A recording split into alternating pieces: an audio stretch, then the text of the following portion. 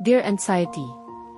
Alam mo, minsan mas masakit pa pala yung mawala ang kaibigan kesa sa mawala ang minamahal.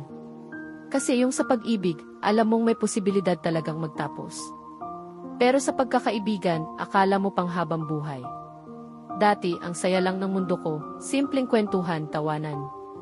Yung tipong may isang taong laging nandyan. Makikinig kahit wala ka namang sinasabi.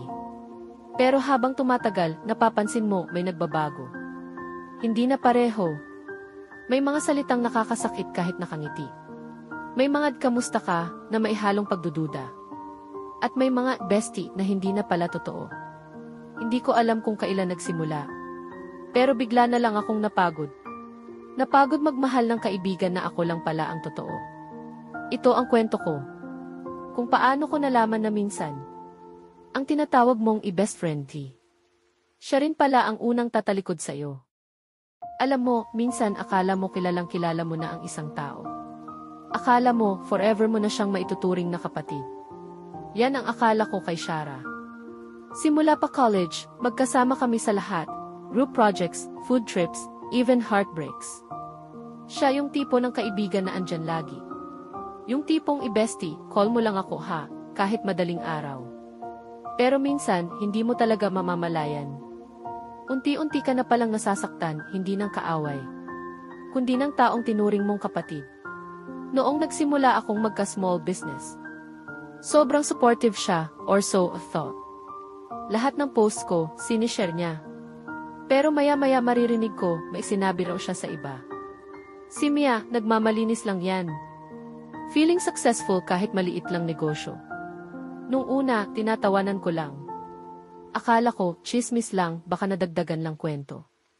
Hanggang sa minsang may event ako sa barangay. Bigla siyang dumating, nakangiti, may dalang milk tea pa.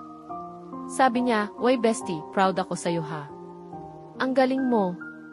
Pero kinabukasan, may nakachat akong kakilala naming pareho. Sabi niya, "Bakit daw ang yabang mo raw?" sabi ni Shara. Parang gumuho ako. Hindi ko alam kung mas nasaktan ako sa sinabing yabang o sa kung sino ang nagsabi nun. Pero hindi pa doon natapos. May mga araw na bigla siyang magme-message. "Bestie, kamusta ka na? Miss na kita." Tapos pag sumagot ako, bigla niyang sasabihin, "Yilidi, pwede ba ako makahiram kahit 2 lang? Next week balik ko agad." At syempre, ako naman, mabait, naniniwala, nagbibigay. Pero hindi na bumabalik yung pera at kapag naalala ko, bigla siyang magtatampo. "Grabe ka naman, pera lang pinag-uusapan mo." Hanggang sa napagod ako. Yung bawat bestie niya, parang may kapalit. Yung mga kamusta ka na? May kasunod na pwede ba ako makahiram? At yung mga ngiti niya, may halong inggit na pala. Ang sakit, kasi hindi ko maintindihan kung kailan siya nagbago. Kung ako ba ang nag-iba, o siya lang talaga ang napagod magpanggap. Isang araw, may dumating sa store ko. Customer, galing daw kay Shara, ne-refer daw ako. Pero habang nagbabayad, sabi niya, "Alam mo ba, sabi ni Shara, ikaw daw yung hindi marunong tumulong kahit may kaya ka na." Doon ko na-realize, minsan pala, yung taong una mong tinulungan, siya rin pala ang unang sisira sa'yo. Kaya simula noon, natuto akong manahimik.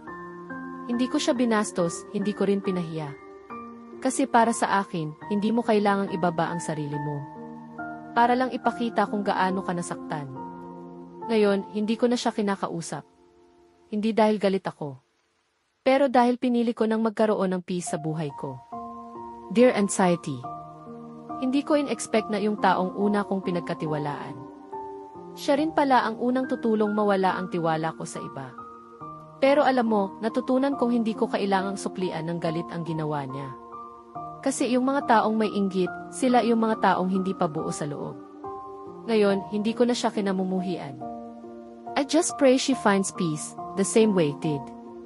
Dahil totoo pala, hindi lahat ng kumakamusta ay nagmamalasakit. At hindi lahat ng i-bestie ay totoo.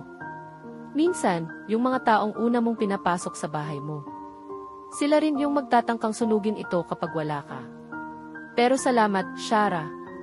Dahil sa'yo, natutunan kong pumili ng mga taong hindi lang mabait sa harap, kundi tapat kahit sa likod.